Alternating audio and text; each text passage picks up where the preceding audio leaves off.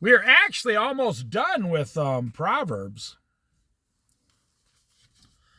We're at chapter 28, verse 1. So we got 29, and then 30 and 31. But halfway down in 31 is the wife of noble character, and we're going to have a big, huge, long Bible study about that. We'll probably take at least 2 or 3 or 4 or 5, because I got a lot to say about a wife of noble character that is going to be fascinating if God, allows us to do it. Verse 28, book of Proverbs. The wicked flee, though no one pursues, but the righteous are as bold as a lion. You ever been a little kid and one of your friends did something wrong? And a policeman starts driving down the road? And the kid who did wrong gets nervous. I had a friend say to me once, "How come you're not nervous as a policeman?" I said, "Because I didn't do anything wrong. You did. I'm not guilty. I'm not running away if I didn't do anything." I said, "That will make me look guilty." And it was funny, the cop just drove by. One time when I was older, like 20 years old, this cop pulls up to us, and my friends who were doing some mischief, they went running. And I stood there. And the policeman says, "You're not going to run too, huh?" I said, "I'm the only one here that didn't do anything wrong. My friends did it, but you got to catch them." I said, "It wasn't a big deal. No one got harmed. They were just making a lot of noise, and they didn't break anything or anything." And he says, "But you weren't involved." I said, "No, sir, I didn't do any of that." And he says, the policeman told me, "I can always tell who's guilty by who starts running." He said, "I believe you. I know you're innocent because you're so calm and just standing here." The wicked flee, even though no one is chasing them. But the righteous are as bold as a lion. They just stand there. Danger comes up to a lion. You think a lion's afraid? The lion stands his ground, especially if there's 3 or 4 lions standing there. Oh, those lions, they're not afraid of nothing after that.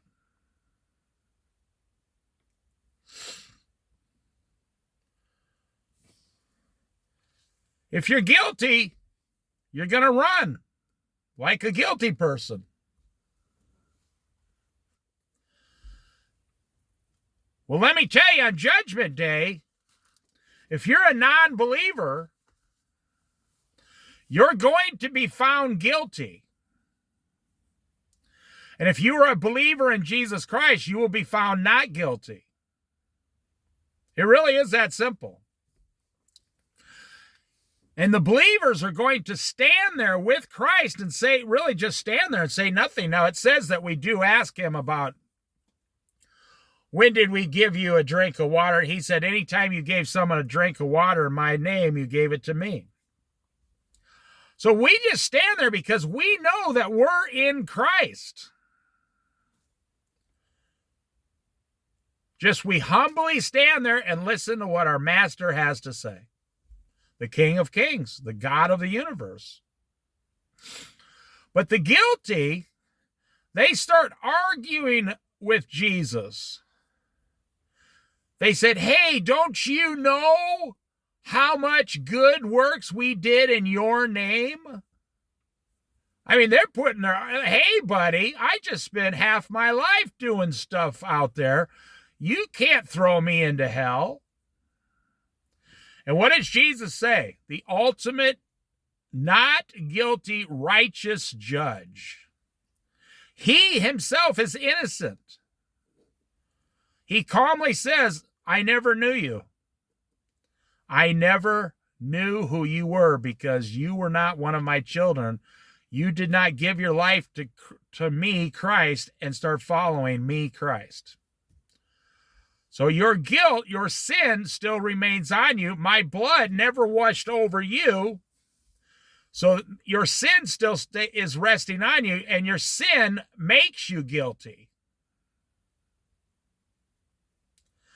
The wicked flee, though no one pursues. Well, then the righteous, the saved, will go to heaven, and the guilty, the wicked, will go to hell. On the last day after Judgment Day, it's at the end of the 1,000-year reign, they will be thrown into the lake of burning sulfur with the devil for all eternity. I can't even imagine what that's going to be like down there. I don't even want to know. When a country is rebellious, it has many rulers. But a ruler with discernment and knowledge maintains order. You know, that's like Donald Trump's in charge now. He maintains order. He says, you're not in charge, I am. You know, King David maintained order. King Solomon maintained order by the hand of God. God, you know, I tell people this, and it just blows their mind. God is a God of order. O-R-D-E-R. God is a God of order.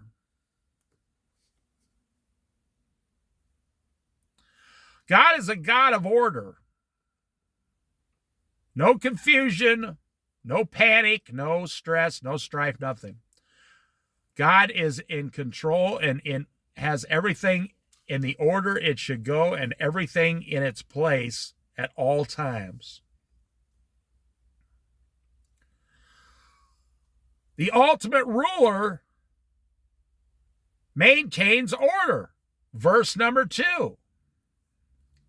That's God. He maintains order. When I was a restaurant manager, I used to tell people, here's my system. This is how we do it. Everybody do it the same way, and there'll be no problems. And then we won't be running into each other. Like when you come out of the kitchen, always go to the right door. And I put a sign on. Walk through this door on that side. You go on the other side. The right would be on the opposite side, and a sign on that side. Walk through this door so nobody would forget. And there was never anybody dropping things.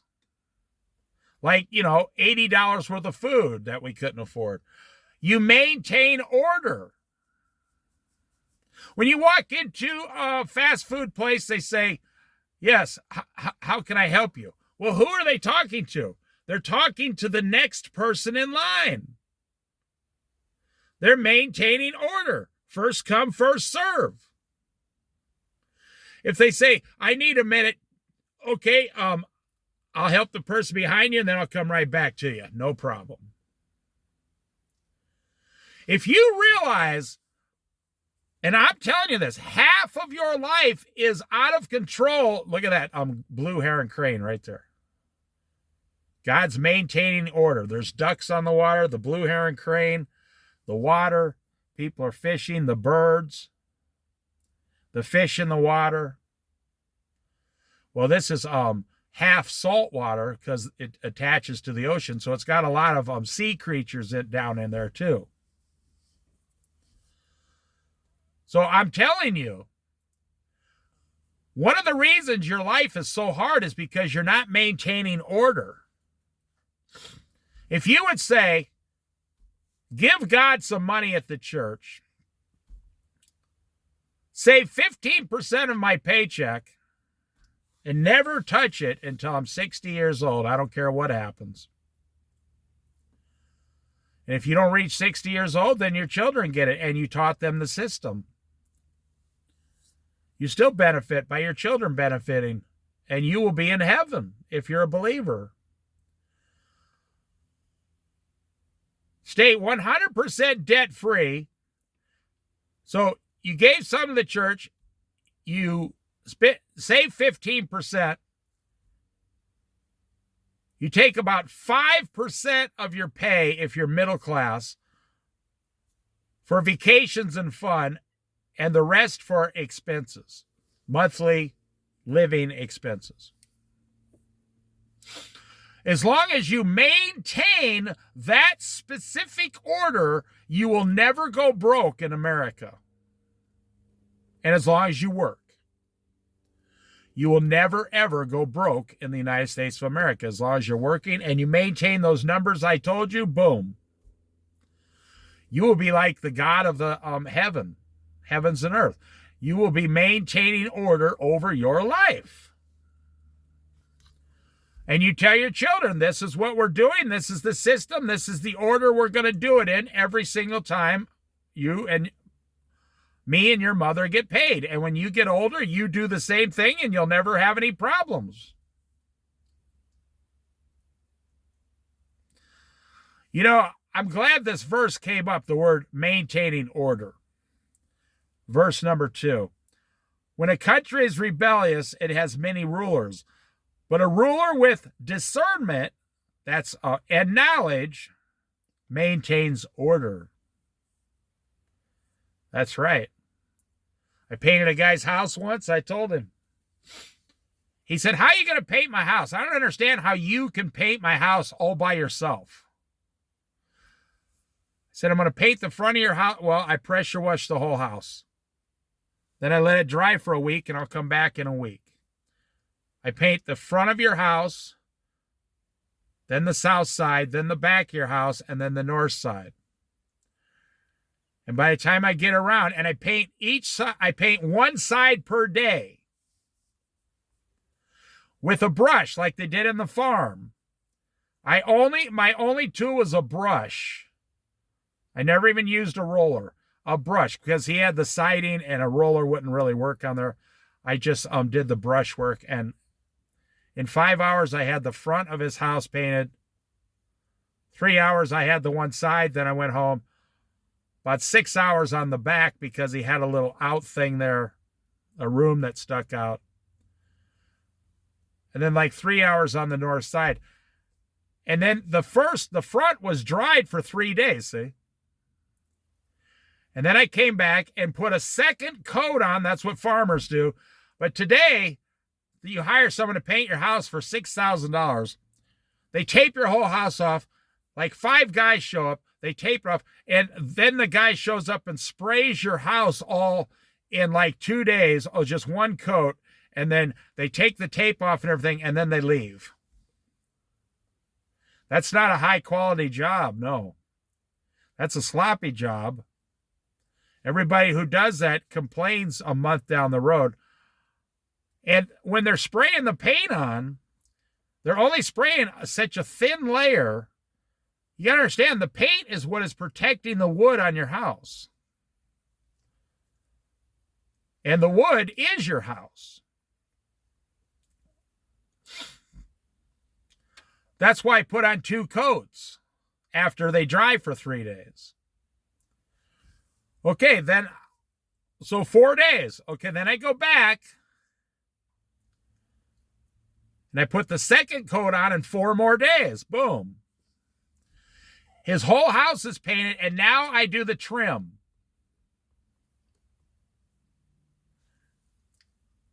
I can do, trim is, you got to know how to do it, but there's not much, so you can do the whole trim in 1 day, mostly. Now, I just painted this guy's house like 8 years ago. I was 54 years old. All by myself because I stuck to the system. I don't drop paint. I told him, you go buy the paint so you make sure you get the color you want. I don't buy the paint. You buy the paint. I bring the brushes. And then I waited. I said, I want to wait for the trim to dry for 2 days so it sets in. Came back 2 days later and did all the trim again. So I can do the whole house in like 10 days to 12 days. I told him it'd take 12 days, but the paint on your house is going to last 3 or 4 times longer than the other guys that are charging $6,000. Now, this was one of my best friends out here. And I charged him $1,200 because it was just a side job for me. He said, I can't believe you were able to do that by yourself. Where'd you learn to do that? I said, my dad taught me how to work on the farm. He said, this is the best my house has ever looked. I had neighbors going by and saying, will you paint my house next? I said, no, I'm just doing this one house. I'm not actually a painter. I said, I'm just doing it for him as a favor. They said, man, oh man, you could easily get a dozen houses that would wait for you to paint them because we've been watching how you're doing it. And it's such a high quality job. Well, what it was I maintain order. I did it in a certain order. I maintain order. If you could maintain order in every area of your life, you would be happy all the time. What makes you miserable? Confusion. Dysfunctional. Things out of order at your house. Your finances are collapsing. If you know you took 15% of your check this week, so let's say you bring home $600, and you put $90 in the bank every single week, you're going to be happy. You're like, oh, there's no stress. I have extra money.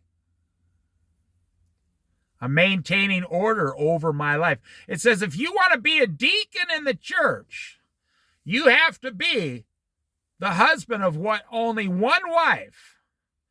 And you have to have control over your finances and control over your children. And then they allow you to be a deacon in the church. That's the standard of the Bible. Now, people don't stick to it today. That's just how, I'm just telling you what the Bible says. That's the standard in the Bible. A deacon is supposed to know the Bible forward and backwards. His whole life is supposed to be. He's not the pastor. He's not the assistant pastor. He's not the children pastor. He's the deacon. He's a little bit lower than everybody, but he has a very important job. And everybody go around, get the money. I mean, it's a very, very important job. And sometimes the pastor might say, go talk to Deacon so-and-so, and he'll help you. He's good. He's an expert in that area. And you have to be a deacon of order. You have to maintain order. When my wife and I got married, we got married in the church she went to. It was a Church of Nazarene. But we were on the other side of the state, so the pastor that was going to marry us had to send us to counseling services where we were living on the other side of the state. And then we went into his office. He was a pastor. He's, nice to meet you. I said, I'll answer any questions you want, but listen. Let me talk for 10 minutes. He said, okay, go ahead. I said, we're getting married no matter what. No matter what you say, we're in love with each other. You're not the one that's going to be married with us. He says, that's true. And I told him, I'm a Christian. She's a Christian. We're in love. And I told him a little bit about my whole life story up to that point. I said, so I'm already a believer in Jesus Christ. And he said, oh yeah, I can tell. He says, that's what I was looking for you to say. He said, you're both Christians. Good. He says, so I'm supposed to meet with you like up to 8 times if you weren't Christians, because we're not supposed to marry non-Christians in the Church of Nazarene. Well, that was back then, 40 years ago. Very strict. He says, but I'm going to send a letter off tomorrow telling the pastor and give him a phone call. Go ahead and marry them because they are both strong Christians. I said, I'll come back and listen to you counsel us if you want to, but that's just, he says, no, I don't think it would help you. He says, I think you two are going to be fine. I told him, he was like 30 years older than me. I said, well, I'll call you on our 50th anniversary. Of course, he'd be like 90 years old now if he's even alive. I said, I'll call you on our 50th anniversary and tell you how it's going with us. He said, okay. He says, that I look forward to it. He says, I don't think I'll be here, though. So I'll finish with this second verse because I'm running out of time on my phone, actually, because I put up the other bigger Bible study. A ruler of discernment and knowledge maintains order.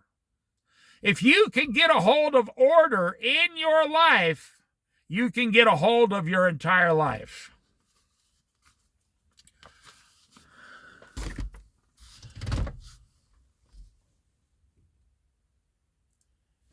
And I'm here to tell you some of the best advice I'll ever give you. Get a piece of paper and a pen and write down every area of your life. And then examine each one. The Bible says examine yourself. Examine each area and say, am I maintaining order in this area? And you will come across some areas and say, no, my life is out of control in these areas. But then you will be motivated to say, I'm going to maintain order immediately. By Monday morning, I'm going to take control of those areas and all my problems will go away immediately. I'm going to take control of those areas and maintain order because I want a life that has order. And it's something you never hear today. You never hear preachers or anything talking about it. You never hear pastors. You don't hear teachers or the government. No. We need to maintain order. According to the Bible, that is living your best life. Maintaining order is living your best life possible. And once you it doesn't mean you're boring. You can maintain any order you want as long as there's an order to it and how you do it. You can do it your own way as long as it pleases the Lord. But I'll tell you this, once you get that order in your life, you will see your whole life immediately starts changing. And you will be so happy. You'll be like, wow. People ask me, how come you do the same thing every single day? Well, now you know the answer. I'm maintaining order over the life God gave me. I'm not angry about it. I'm happy about it. I'm not talking, well, even if you go into the Marines or, any military, they maintain order. They got a certain way to do it, and they're the best military in the history of the world. And they do it by maintaining order. You get that in your life, and you will be extremely happy and joyful all the time and in every single area.